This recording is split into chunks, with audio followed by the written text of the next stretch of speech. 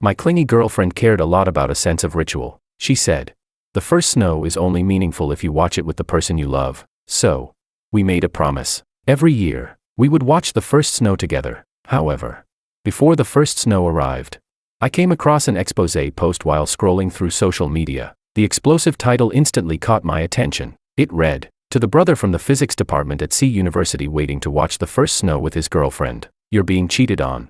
I clicked on it, and it was an audio recording. The man's voice was a little blurry as he said, "What a pity. I even prepared a surprise for you tomorrow. But since you're going to watch the first snow with that bookworm, I guess I'll just give it to someone else." The girl immediately whined coquettishly. "Fine, I won't go anymore." "Okay. What's the surprise?" The man replied. "You'll find out tomorrow." Then he let out a wicked chuckle and added, "Oh right. Don't forget to wear the new pajamas I bought for you tomorrow." The recording continued. But I was already frozen in place. The university and major matched mine exactly. And that female voice. It was so familiar that it couldn't possibly be anyone else. It seemed my girlfriend had secretly been in a relationship behind my back. Chapter 1. The moment I heard that female voice, my mind went completely blank. My first instinct was denial. Impossible. How could that be possible? No, it couldn't be. Right. How could Willow possibly cheat on me? Our relationship had always been stable, and we had even promised to watch the first snow together every year. In the video, she looked at me with sparkling anticipation as she said, "George, couples who spend the day of the first snow together will stay happy forever. I know you've been really busy lately, so I'm coming to see you instead. Tomorrow I'll wear that matching down jacket we bought together, so you have to wear yours too. Okay, snowy days are the best for taking pictures. I don't even feel like sleeping tonight. I just want tomorrow to come sooner." As she spoke, Willow even sent me a photo of the train ticket she had already bought. She looked completely excited to meet me and enjoy the snowy scenery together. But, could there really be such a coincidence? Another guy waiting to watch the first snow with his girlfriend, and I just happened to be a junior majoring in physics at C University. If all of that could still somehow be dismissed as coincidence, could I really mistake Willow's voice too? The next second, a message from Willow shattered every last bit of wishful thinking I had left. "George, I'm really sorry. Something suddenly came up in the department, and I seriously can't get away tomorrow. I'll definitely make it up to you twice over in a few days. I even bought a new set of pajamas." Just those two messages snapped me completely out of my dazed state. There was no longer any need to keep making excuses to fool myself. The girl in that expose post was Willow. Chapter 2. Taking 2 deep breaths. I forced myself to calm down. Then I listened to the audio recording again. The man's voice wasn't especially clear, but something about his tone and timbre felt strangely familiar. I immediately sent a private message to the person who made the post. First, I introduced myself. I told them I was probably the person being exposed, the boyfriend from C University who had been cheated on. Then I asked if they could describe the situation in more detail. They replied almost instantly, "Bro, I was worried I wouldn't be able to find you. That cheating couple looked all decent on the outside, but they were seriously shameless as hell." Based on the description,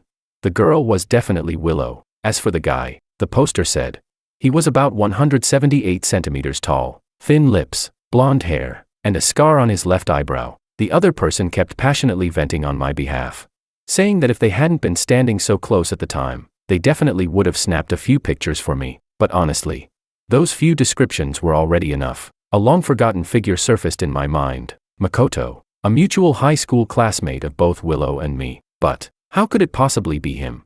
Just moments ago, I had imagined countless possibilities. Maybe it was one of Willow's seniors or juniors, or perhaps a new friend she met in City A. But never, not even once, had I imagined it would actually be Makoto. Back in high school, he never got along with either Willow or me. I had assumed we would never see each other again after graduation. And yet, somehow, it was him. Chapter 3. Now wasn't the time to sit around confused. I repeatedly thanked the kind stranger who made the post, then quickly found Makoto's social account. Even though I hadn't seen Makoto in over 2 years, we did go to the same high school. Asking around among old classmates wasn't difficult at all. I opened his profile, and there were quite a few surprises waiting for me. His profile picture was actually identical to mine. Willow and I had used our matching couple profile pictures for a long time, but a little over a month ago, Willow suddenly sent me a new matching icon and asked me to change it. At the time, she told me she had specially commissioned someone to design it for us. Without thinking much about it, I changed mine.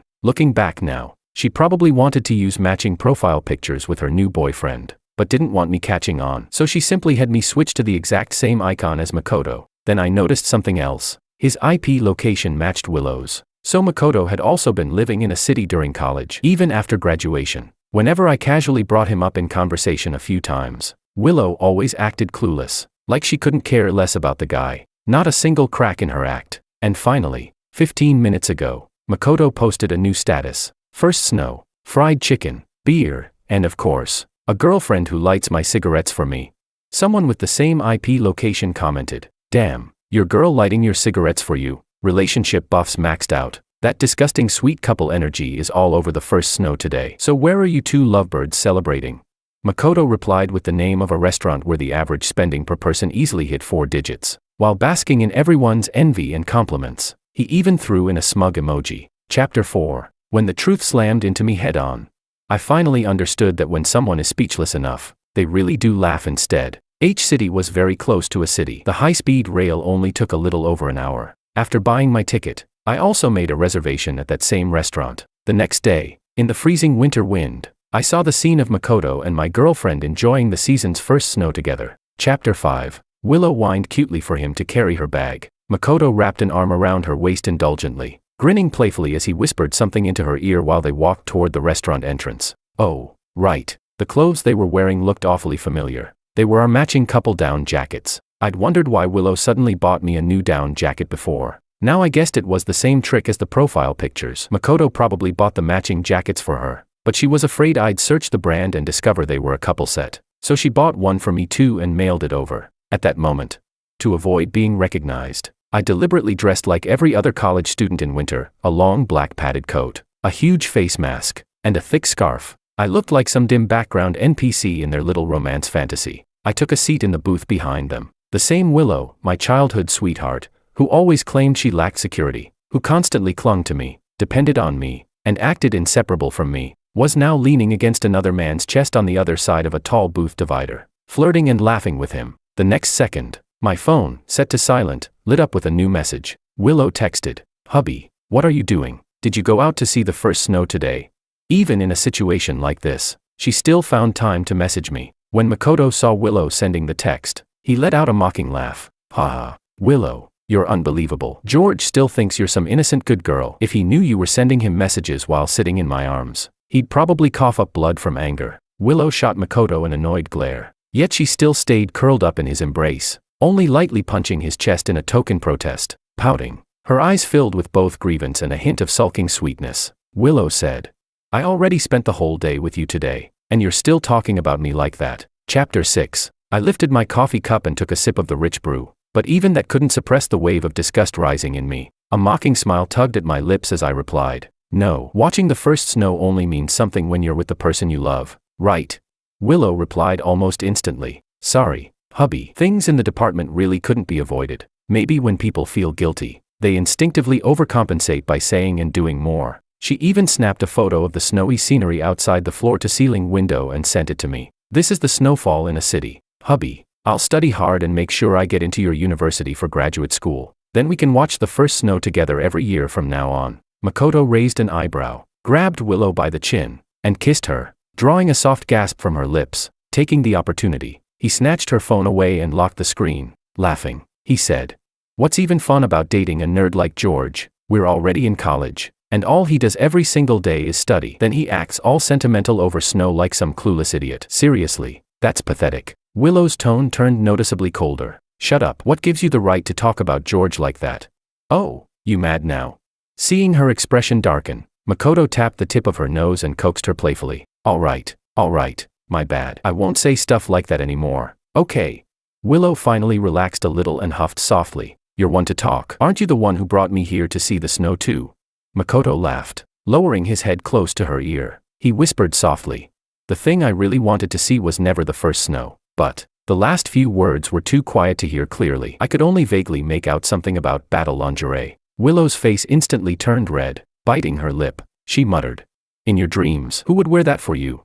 Completely unhurried, Makoto pulled out a small box from his pocket and sighed dramatically. "Well, that's too bad. This necklace would have matched the outfit perfectly, but if you don't want it." On the red velvet box, the Cartier logo gleamed brilliantly. Willow's eyes lit up immediately, her hand practically reaching out on instinct, but just before she could touch it, Makoto pulled the box back and grinned teasingly. Then tell me this, between me and George, who's more fun to be around? Willow pursed her lips and huffed. You. Okay, it's you. Now give it to me already. Makoto looked at her with amusement, the corner of his lips curling into a victorious smile. Then why stay here watching snow? Let's head back to the room and take our time instead. Under Makoto's persistent coaxing, Willow finally stood up with half-hearted resistance. I stopped the recording on my phone and followed behind them through the crowded streets, keeping just enough distance not to be noticed. After walking for about 2 blocks, I raised my phone and snapped a picture of them embracing as they entered the hotel together. Chapter 7. On the unfamiliar streets of a city. The cold pierced straight through to the bone. Knowing something was true was one thing. Seeing it with my own eyes was another entirely. The pain I had been forcing down ever since I first saw them could no longer be contained. Sharp stabs of agony tore through my chest as the emotions erupted violently inside me. Willow's back looked unbearably unfamiliar. I could have called out to them right then, rushed over, taught them a lesson, and ended everything on the spot had Willow forgotten. Back then, when Makoto mocked and humiliated her without restraint, calling her a gold digger and saying she was dating me just to marry up, it was me who stood up for her. I'd rather take disciplinary punishment than hold myself back. I rushed forward and fought Makoto for her sake. And today, I heard with my own ears how casually they treated me like gossip, judging and laughing at me, turning me into part of their twisted little game. My protection of her had become the blade used to stab myself in the back. My sincerity had become a complete and utter joke. In the end, I took one last deep look at the two of them holding hands as they stepped into the elevator. Then I stomped my feet to shake off the numbness from the cold and walked away without looking back. Someone who tramples on another person's genuine feelings like this doesn't deserve a clean or dignified ending. If there was one wish I had for this year's first snow, it was that Willow would one day taste the same pain. No, something far worse. Only then would it be fair. Chapter 8. On the train back to H City.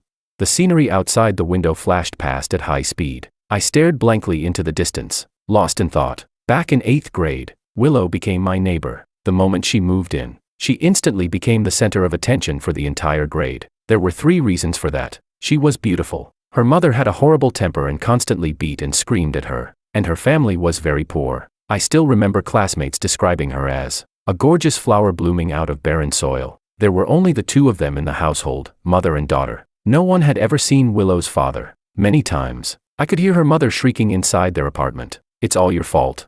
If it weren't for you, your father would never have abandoned me.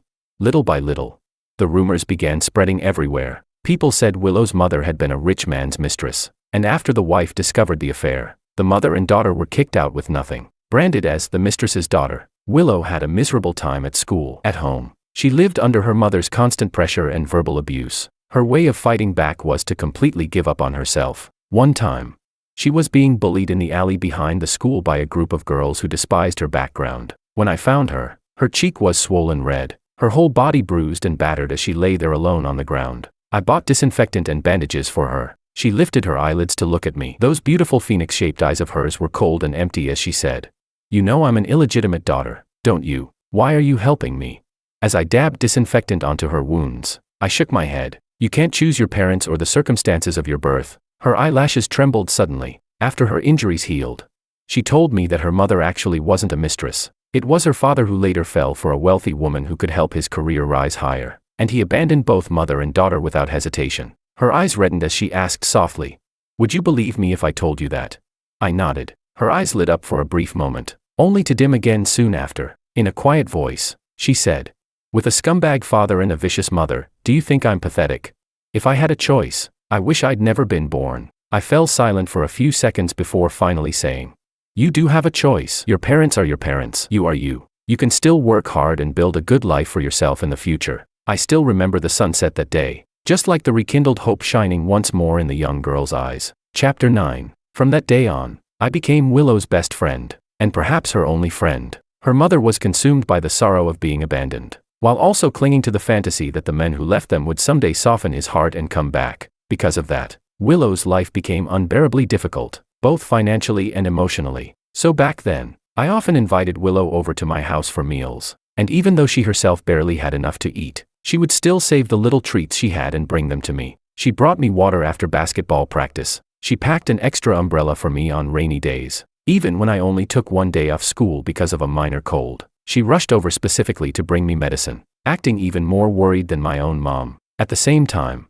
Willow stopped giving up on herself and started studying seriously again. And it was around then that Makoto transferred into our school. He had excellent grades, came from a wealthy family, and was extremely handsome. At a time when everyone else was buried in textbooks looking exhausted and disheveled, a rich second-generation kid like him, getting picked up and dropped off in luxury cars every day, naturally became one of the most talked-about people in school the moment he arrived. Still, some classmates would say, "So what if he's rich? He still can't beat George academically." Honestly, comments like that weren't worth paying attention to. A laugh and shrug would have been enough. But Makoto unilaterally decided to treat me as his mortal rival. The calmer I stayed, the more irritated he became. Unfortunately for him, my family situation wasn't bad either. So all of his passive-aggressive remarks landed on empty air. I genuinely didn't care. And so, Willow became the weak spot he targeted instead. He said, "Bro, so what if your grades are good?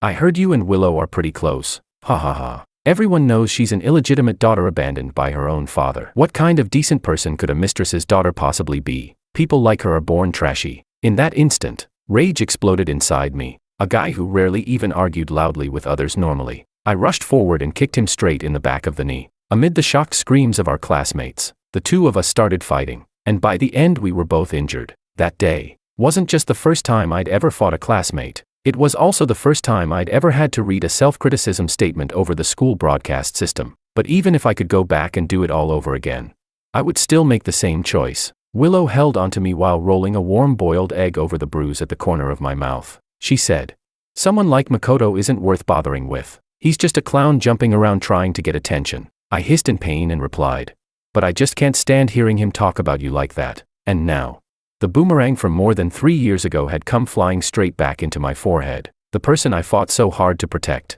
had joined hands with the very person who humiliated her back then, and together, they stabbed me brutally in the back. So in the end, I was the real clown all along. Chapter 10. I never found out exactly when Willow and Makoto started secretly getting involved with each other, but it wasn't like I noticed nothing at all about the changes in her. She was smart, even though she had wasted so much time before and fallen far behind academically. Once she became serious, her grades improved at an astonishing pace. In order to get into the same university as me, she worked so hard that even the teachers were amazed by her progress. Unfortunately, before the college entrance exams, the father who had disappeared for years suddenly came looking for them again. Because of that, Willow and her mother got into a massive fight. For several nights in a row, the neighbors could hear her mother crying hysterically in the middle of the night. Willow shouted, "I don't care about his damn money, and I don't acknowledge him as my father either. I'm not going back with him." Her mother screamed back, "Not going back? Have you lost your mind? After all these years, your father finally came back for us. Let's see who still dares call me a mistress or call you an illegitimate daughter now. Willow, are you trying to drive me to my death?" The argument affected Willow's college entrance exam performance. Her score ended up more than 30 points lower than her final mock exam results. There was no way she could get into C University with me anymore. She insisted on randomly choosing any university in the same city as mine, but I stopped her. In the end, after consulting with admissions counselors, she chose a university in a city, which was close to H City, and she and her mother were taken back into her father's household. During that period, she met many new friends and was introduced into a social circle she had never even dared dream about before. Luxury brands, sports cars, VIP rooms in designer boutiques, handbags worth hundreds of thousands, credit cards swiped casually without the slightest hesitation. Following those rich socialites and heiresses around, she truly saw for the first time what people called the glamorous upper-class lifestyle. Once, when she was talking to me about how extravagant high society was, I jokingly asked her how it felt to become a rich young lady herself, but she shook her head. There wasn't even a trace of happiness in her eyes as she said, "Do you really think my father suddenly awakened some kind of paternal love?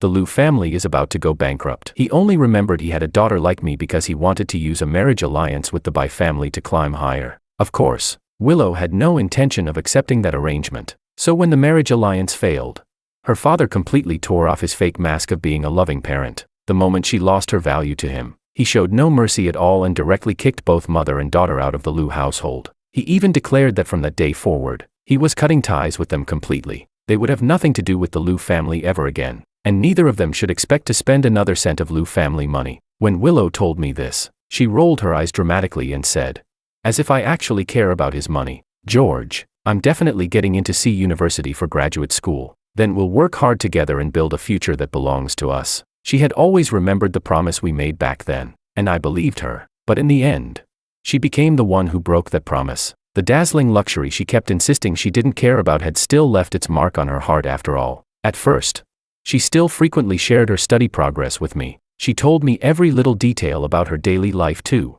The clouds in the sky, the cats near the library, even the cafeteria lady's shaking soup ladle. But gradually, the things she shared with me began to change. There was less and less about studying, more and more about parties. She started frequently mentioning which roommate had bought a new designer bag, or whose boyfriend casually gifted a necklace worth over 100,000. She began envying the luxury brands her friends wore, and whenever the gifts I gave her didn't perfectly match her expectations, she would start giving me the cold shoulder over the smallest things. Thinking about it now, it's no surprise. Someone else was buying her haute couture luxury goods, taking her to high-end places, and surrounding her with a glamorous world. Expecting her to still pretend she hadn't changed at all was probably asking too much. Chapter 11. Early the next morning, right at the exact time we always sent each other our daily greetings, Willow messaged me as usual. Good morning.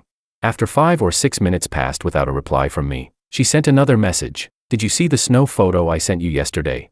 It was such a shame I couldn't watch the first snow with you. Hubby, I'm sorry. I didn't want that either. So wronged. So wronged. So wronged. I enlarged the photo and couldn't help letting out a mocking laugh. She had taken it facing the restaurant's floor-to-ceiling window, obviously terrified that Makoto's reflection might accidentally appear in the glass, so she deliberately chose an angle that perfectly blocked him out. But what she didn't realize was that in the lower right corner, there was a blurry, almost unnoticeable silhouette. It was me, wearing a black padded coat, the new lover and the old lover, both captured in the same picture. The photo was absurdly laughable. At this hour, Willow was most likely still lying in bed at the hotel with Makoto. Maybe she was even sending me these messages while curled up in his arms. Just imagining the scene made me sick enough to lose my appetite entirely. I wanted to ignore her, but she called me. I declined it. Then she called again. In the end, I brushed her off with a single reply. Busy. She immediately texted back. But I remember your class schedule. You don't have classes this morning though.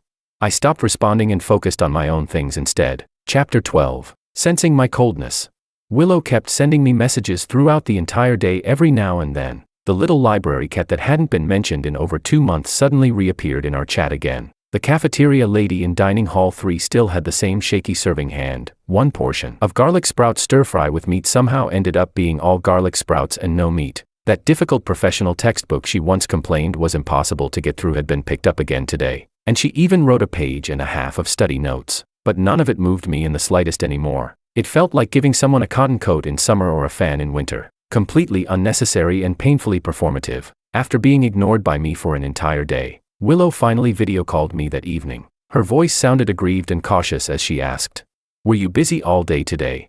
I nodded. "Yeah, about yesterday." Before she could finish, I interrupted her directly. "I know you had department stuff to deal with. I understand." She choked on her words for a moment, and I stayed silent too. The silence between us carried an awkwardness that had never existed before. She tucked a loose strand of hair behind her ear, just about to speak again, but I didn't give her the chance. "I'm hanging up. My roommates are coming back." The moment I ended the call, her messages started flooding in one after another. "Hubby, are you mad at me? In a few days it'll be our anniversary. I bought several new sets of sleepwear. Want a little spoiler preview in advance. Love you, love you." There were still 4 days left until Sunday. During those few days, I remained distant and cold. Willow could clearly feel how hurt I was, but she refused to give up. She kept sending me suggestive photos that revealed just enough skin to leave things to the imagination. Sunday was our relationship anniversary, but when a relationship has already rotted from the inside out, wasn't celebrating an anniversary nothing more than a joke? Chapter 13. So on that day, I decided to go see the spacetime physics exhibition I'd been looking forward to for ages. At 7:40 in the morning, I left right on schedule. The moment I got into a taxi, Willow, who had rushed over on the earliest high-speed train, arrived downstairs at my dorm. "Hubby, come downstairs." Without hesitation, I turned off my phone. Beneath the exhibition hall's holographic interactive displays, I immersed myself in the breathtaking vastness of the universe. I didn't turn my phone back on until 4 in the afternoon. Besides Willow's 99+ messages and missed calls, my roommate had also sent me several texts. "Bro, this cheating girl is hilarious. I told her you went to the exhibition early this morning and she still didn't believe me. She's been waiting downstairs at the dorm all day. Looks like she hasn't even eaten anything. She keeps messing with her phone nonstop, probably going crazy trying to find you. Maybe you should at least answer one of her calls." I almost froze to death just going downstairs to grab takeout. Honestly, She looks kinda pitiful. He even sent a photo taken from the dorm balcony. I couldn't see her face clearly, but the hands exposed outside her sleeves were frozen bright red from the cold. Even though I had already told my roommates Willow cheated on me, seeing her wait outside all day in the freezing weather still made them feel a little sorry for her. I quickly replied, "A white knight is even more pathetic than a simp." My roommate was speechless. Then I added, "See that matching couple down jacket she's wearing? She wore that exact outfit while cuddling with that guy watching the first snow." My roommate instantly replied, "Holy shit, that dumb bitch can freeze to death for all I care." By the time I finally appeared downstairs at the dorm, it looked like even Willow's eyelashes had frozen over with a thin layer of frost. The first snowfall had lasted for 2 straight days, and now it was the bitterly cold period after the snow stopped, the kind of cold that seeped into your bones. When Willow saw me, her jaw was practically stiff from the cold as she spoke. "George, your roommate said you went to the exhibition." I nodded. "Yeah, I've wanted to see it for a long time, and I happened to be free today." Shock spread across her face at how calm and indifferent I sounded. Even her voice trembled slightly. Do you know what day today is? You didn't seriously forget, did you?"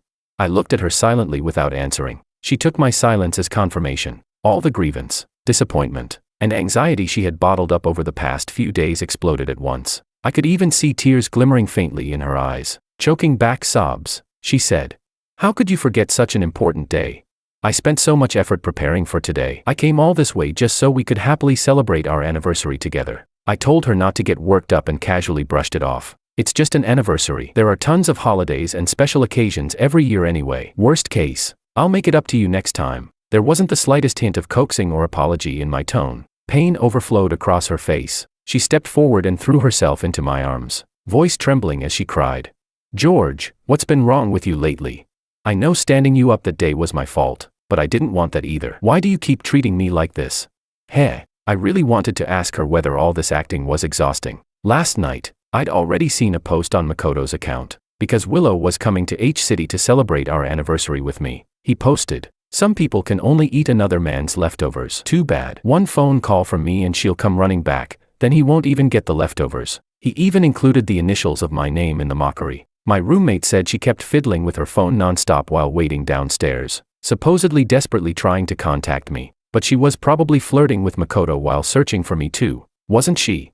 I pushed lightly against her shoulders, but she rested her head against mine and refused to move. She looked utterly pitiful, heartbroken, remorseful, desperately begging for forgiveness. "Willow, don't keep acting for so long that even you start believing the performance yourself." Chapter 14. At that moment, Willow's phone started ringing. I could feel her body stiffen slightly. "Answer it," I urged. She still didn't move, mumbling softly, "I don't want to. I just want to stay like this with you." But the person on the other end was persistent. When she didn't answer, they kept calling again and again. I clicked my tongue impatiently. "Just pick up already. If you keep refusing, I'm gonna start thinking you're scared to answer it." The breathing against my neck suddenly faltered. Willow was nervous. Realizing she couldn't dodge it anymore, she finally straightened up and took out her phone. At that moment, we looked exactly like two opponents hiding our own secrets from each other. Willow was terrified that the caller might be Makoto. She had probably already prepared herself to instantly reject the call and turn off her phone if it really was him. As for me, I was hoping for the exact opposite, because then I could enjoy watching Willow desperately scramble to cover herself up. Unfortunately, Makoto had someone else place the call for him. It was one of Willow's friends. The moment Willow saw the name on the screen, the corners of her lips visibly lifted in relief. To prove her innocence, she even deliberately turned on speakerphone. The girl on the other end said, "Willow, what's wrong with you? Why aren't you answering your phone? Maria got discharged from the hospital. Everyone's getting together tonight, and you're the only one missing." Without hesitation, Willow immediately refused. "Can't make it. I came to see my boyfriend." "Bye." The other girl quickly replied. "Wait, don't hang up. We know you and your boyfriend are all lovey-dovey, but aren't you being a little too love-struck? Maria getting discharged is a huge deal. You can see your boyfriend anytime." Willow snorted softly. "So what if I'm love-struck? Sounds like you're just jealous because I have a husband. You're so annoying. Stop interrupting our couple time." After hanging up, Willow looked at me like a child waiting to be praised. I asked her, "Who's Maria?"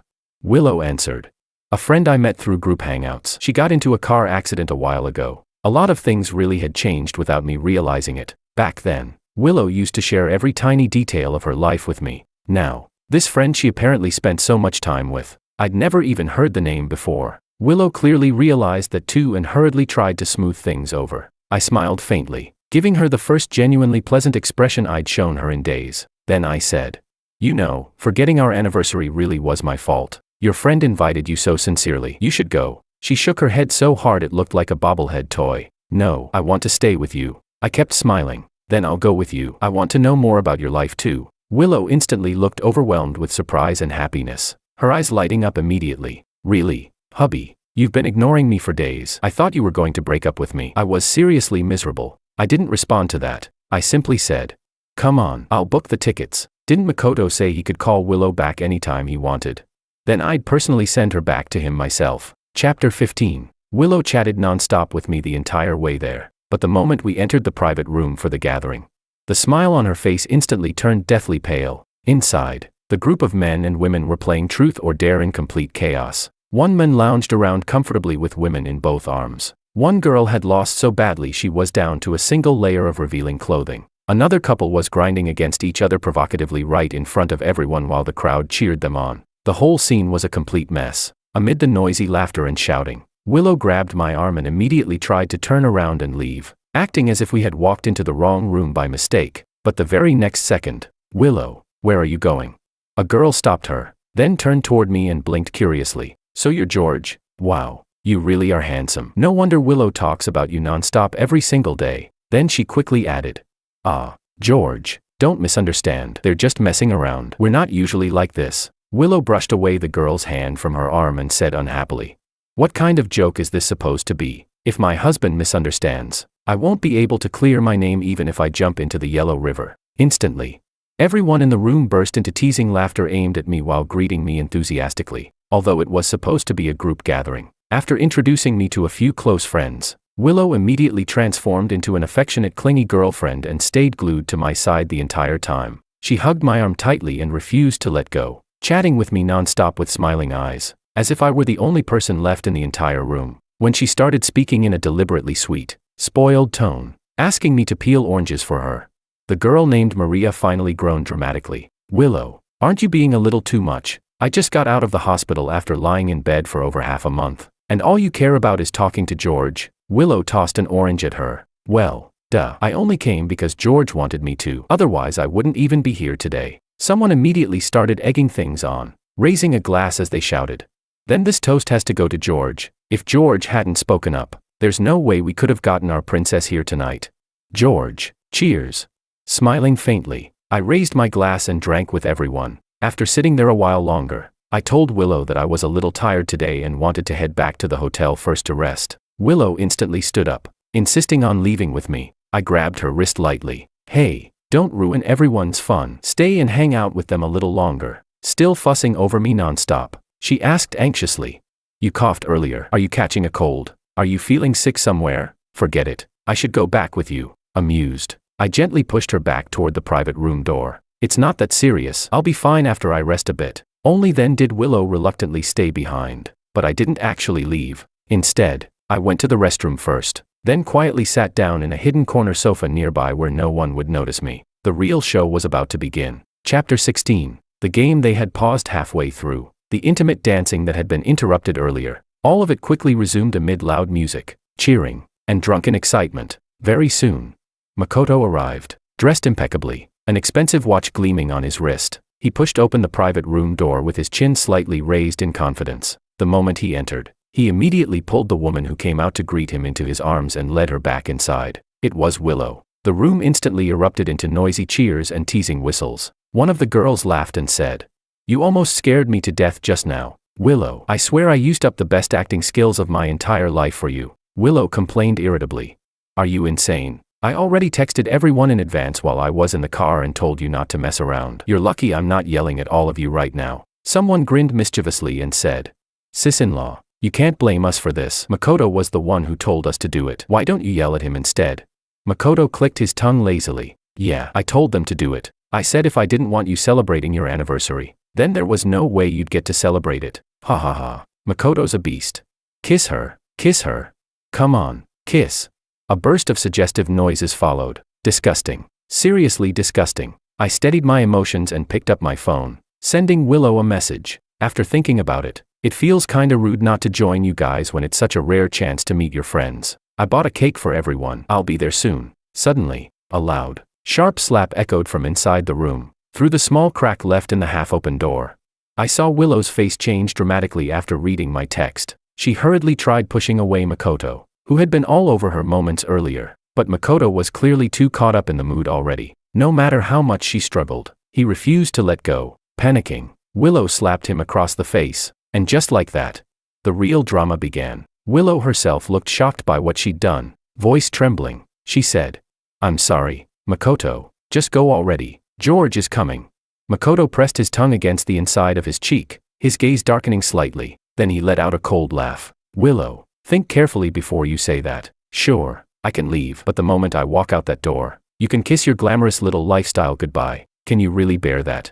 Willow stayed silent, frantically fixing the clothes he had messed up. Seeing the situation, one of Willow's friends tried persuading her. "Honestly, Willow, why not just use this chance to come clean and break up with him already?" Several of Makoto's friends immediately chimed in. "Exactly. Dump him and officially get together with Makoto already. That nerd boyfriend of yours looks like such a loser anyway. How could some broke-ass loser compare to our Makoto?" But before he could finish, slap, Willow struck him across the face, biting her lip. She snapped, "Get out." Then she pointed furiously at the rest of Makoto's friends. "All of you get out too." Arguments, shouting, insults, the entire room descended into chaos. Soon after, Makoto slammed the door and stormed out, his friends following behind him. While hurriedly telling the staff to clean up the tables as fast as possible, Willow frantically typed across her phone screen, "Hubby, are you almost here? I'll come downstairs and wait for you." I replied casually, "Forget it. I don't think I'll come after all. You guys have fun." Willow froze. Shock and disappointment spread across her face instantly. Several already annoyed friends couldn't help complaining, "So we got played for nothing." Another person said bitterly, "Makoto was the one who paid for this whole setup because of you. Fine if you don't appreciate it, but then you even kicked him out." Willow, "I'll call Makoto and ask him to come back. Just apologize to him." At the exact same moment, I called Willow. Without hesitation, she immediately hung up on the other person and answered my call. "Hubby, what's wrong?" I sighed softly. "Honestly, it's not that I don't want to come. I just feel like your friends don't really like me very much." She replied instantly, "How could that be? But if being around them makes you uncomfortable, then let's just go on a date by ourselves instead," leaving behind the visibly unhappy crowd. Willow hurriedly rushed out after me. Chapter 17. Watching that flushed, breathless girl run toward me. For a brief moment, it felt as though we had returned to the past. We walked through the streets of a city eating roasted sweet potatoes. We played claw machines, and I won countless Doraemon dolls she loved. We even went to a late-night movie together. We deliberately turned off our phones so nobody could interrupt us. When midnight arrived and the movie ended, Willow buried herself in my arms and said, "Hubby, I feel so happy. Thank you for staying with me. Can every anniversary we spend together in the future be this happy too?" Smiling faintly, I nodded. The past 24 hours had been filled with twists, drama, and emotional whiplash. Without question, it was the most unforgettable anniversary Willow had ever experienced. But Willow, there would be no future anymore. This was our last anniversary. Chapter 18. Probably because she thought everything had finally been resolved. Willow's happiness was obvious to the naked eye, but someone else definitely wasn't happy. For Makoto, that night counted as a humiliating disaster. He deleted the post he had made. With his personality, there was no way he could just swallow that quietly. So I waited patiently. On the third day after I returned to H-City, he added me on WeChat using the exact same profile picture as mine. The moment I accepted, he sent, "Top student, enjoying the matching couple icon I picked out for you." But what can you do? One word from me and your girlfriend immediately changes the matching icon. Since you like this one so much, you can keep using it yourself now. Ha ha ha. Clown. Right after that, he changed his profile picture first. At a glance, it was obviously part of a matching couple set. 1 minute later, Willow, who had still been sweetly talking on the phone with me at noon, changed hers to the corresponding female version. Then my WeChat notification rang. Willow sent me a screenshot of Makoto's new icon and said, "Hubby, let's switch to matching profile pictures, this one's so cute." She used the exact same trick again. It was genuinely nauseating. That was what I thought. And exactly what I replied. "Makes me sick." Willow immediately asked, "Hubby, what's wrong?" I replied, "I mean, it's so childish it's disgusting." Her chat box stayed stuck on typing. Clearly, my sudden disgust had completely caught her off guard. Finally, she replied, "Okay, maybe it is a little childish. Then hubby, you pick one instead." "I'll like whatever you choose," I replied. "No time." Honestly, I think this new icon suits you pretty well already. Just keep it. After sending that, I changed my own profile picture to an image of the double-slit experiment. Maybe Willow's so-called love also had wave-particle duality. The moment you observed it too carefully, it collapsed into an ugly, unbearable mess. Chapter 19. The moment Willow realized I had even stopped using our old matching couple profile pictures, she panicked. She hurriedly switched hers back immediately. Hubby, if you don't like the new one, then let's both switch back to the old one. Okay. I ignored her. Even after bringing it up several times with no response from me, Willow kept whining and coaxing me over the phone. Hubby, just change it back, please. I closed the reference book in my hands and asked coldly. Can you stop already? Aren't you tired of this? Besides obsessing over some stupid profile picture, do you seriously have nothing else to do? Willow's breathing paused. The chill in my words clearly hurt her. She sniffled softly, and when she spoke again, her voice carried obvious grievance. I just think that since we're a couple, using matching profile pictures makes us feel closer. Every time I look at your physics experiment profile picture now, I feel weirdly empty inside. Hearing that, I stared into her eyes through the screen and let out a cold laugh. So whenever you see a matching couple icon, you automatically feel close and intimate with that person. Willow avoided my gaze. Her guilt finally made her too afraid to keep pushing the profile picture topic. Instead, she changed the subject. I have my last exam next Monday. When do you finish yours? Let's go home together. I shook my head. My parents are taking annual leave. We're going traveling to South City and won't be back until before New Year. South City? Why didn't you tell me? Pouting, Willow complained playfully. Do you not love me anymore? You're not even taking me on vacation with you. At that moment, my roommate pushed open the dorm door. The second he saw Willow on the screen, he gritted his teeth and muttered a curse under his breath. Then, pretending something urgent had come up, he urged me to hang up quickly. I went along with it naturally, waving casually at Willow. It's not convenient right now. Talk later. Then I hung up. Chapter 20. On the day vacation started, she headed north while I flew south. We boarded planes going in completely opposite directions. Every day, my parents and I wore short sleeves while enjoying sunshine, beaches, and the rare chance to relax on holiday. Even the heaviness in my heart gradually eased quite a bit. One afternoon, while resting beneath a beach umbrella, I calmly told my parents about Willow cheating on me. My mom looked at me with heartache and said indignantly, I honestly thought that girl was pretty good before, obedient, sensible.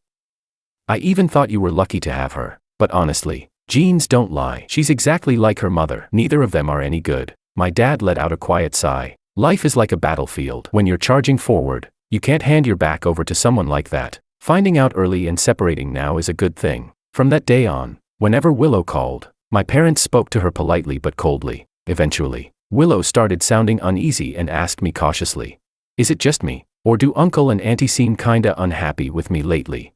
I told her she was overthinking things. After thinking about it for a moment, she nodded. I guess so. Uncle and Auntie have always treated me really well. They like me so much. Soon, her tone became cheerful again. There are only a few days left until New Year. You guys should be coming back soon, right? I've missed Auntie's pork rib soup so much.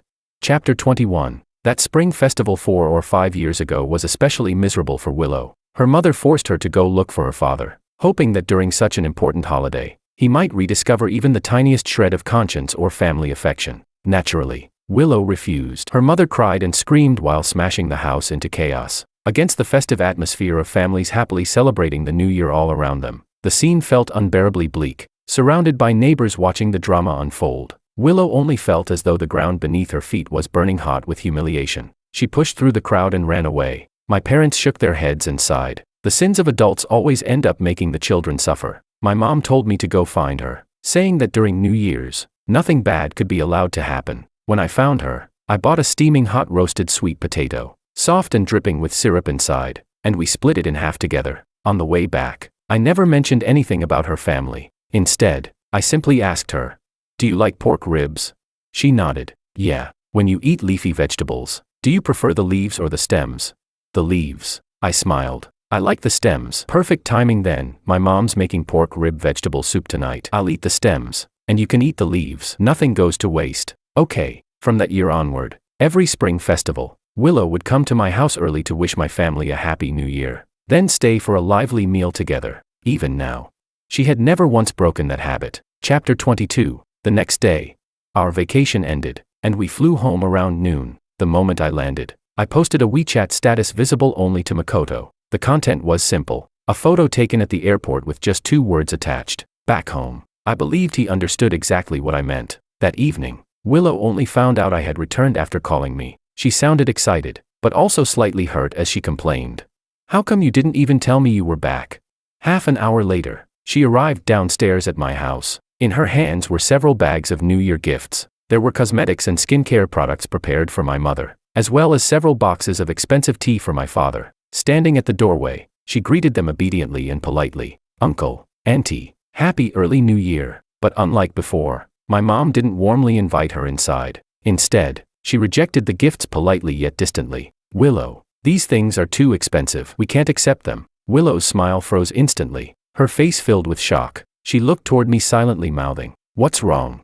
I shook my head, just about to speak, when her phone suddenly rang. As if determined to make sure Willow answered, the person on the other end quickly hung up after being ignored. Then several WeChat notifications popped up one after another. Immediately afterward, the phone started ringing again. "Just answer it," I urged her. "It must be something urgent." The entire room was filled with the constant noise from her phone. Willow set down the gifts in her hands and pressed her lips together. "Uncle, Auntie, I'm really sorry. I need to answer this call." She glanced at the caller ID and immediately rejected it. But after quickly scanning the WeChat messages, visible panic spread across her face. Even the tip of her nose began sweating. She hurriedly said, "Uncle, Auntie, I'm really sorry. Something urgent came up at home. I'll properly come visit and wish you a happy New Year tomorrow." Then she gestured toward me, signaling that she'd call me later tonight, before hurriedly turning around and leaving in a panic. I picked up the gifts she brought and followed her outside. "Willow." I stopped her and pushed the gifts back into her hands. "Take them back. My parents won't accept them." Willow looked deeply hurt. With a pitiful expression, she said aggrievedly, "I knew Uncle and Auntie were acting strange. What exactly happened?" Just as she was about to say something else, the incoming call ringtone started blaring again like a relentless death notice. My tone became firm. "Willow, don't make this difficult for me. Didn't you say there's an emergency at home? Go already." Willow looked at me helplessly. "George, whatever happens, we can solve it together. Okay. Then. I'll come back and find you later tonight. All right." Chapter 23. That night, Willow never came back. The only thing that arrived was another provocative message from Makoto. "Stop waiting. She's with me right now." Attached was a side profile photo of Willow. Then he added, "She's already tired of your childhood sweetheart storyline. The whole toxic love enemies to lovers script she has with me is way more exciting." For the first time, I replied to him expressionlessly, "She's just trash. If you enjoy collecting garbage, then keep her." Makoto instantly exploded in anger. "George, don't act like you're something special. Who the hell are you pretending to be? Just wait." And sure enough, the next day, he didn't disappoint me at all. He continuously updated me in real time about their date. The first photo, the two of them sharing a roasted sweet potato. Caption, "What era is this? Taking a girl out to eat this stuff." Negative review. The second photo, Willow hugging a stuffed doll Makoto had won for her, smiling brightly. Caption, "I'd just buy her the whole claw machine directly." Negative review. The third photo, a pair of movie tickets. Caption, "I usually take her to private theaters, so this plan still gets a negative review." He recreated the anniversary date Willow and I once had, then smugly handed out 3 negative reviews like some arrogant critic. Adults are supposed to take responsibility for their own choices, so I accepted those 3 negative reviews as punishment for misjudging someone so badly. I smiled faintly. The new year was about leaving the old behind and welcoming the new. And today, everything would finally end completely. I waited outside the movie theater exit. Willow and Makoto blended into the crowd pouring out after the screening ended. Makoto affectionately tried draping his coat over Willow's shoulders, but almost instinctively, Willow shifted slightly to avoid his hand. Makoto's expression darkened immediately. He lowered his voice and muttered something. Only then did Willow reluctantly allow him to pull her into his arms. I walked over. Raising a hand casually, I greeted them. "Hey, Willow." Willow's body instantly stiffened. All the color drained from her face. It was as though she had seen some terrifying monster. Makoto, meanwhile, wasn't surprised at all. Every single message he sent me included their location on purpose. Also, I would witness this exact moment. The smugness in his eyes was impossible to hide as he tightly wrapped an arm around Willow. "Top student George, long time no see." Only after several frozen seconds did Willow finally snap back to reality. She shoved Makoto away violently. Voice trembling, she stammered, "Hubby, I waved a hand dismissively and gestured toward the nearby cafe. "Don't stand here blocking traffic. It's embarrassing." The way I looked at both of them was filled with nothing but disgust and cold contempt. That light, casual sentence seemed to completely crush Willow. Her eyes instantly turned red. Her body trembled as she shoved Makoto away once again when he tried approaching her. "Get away from me."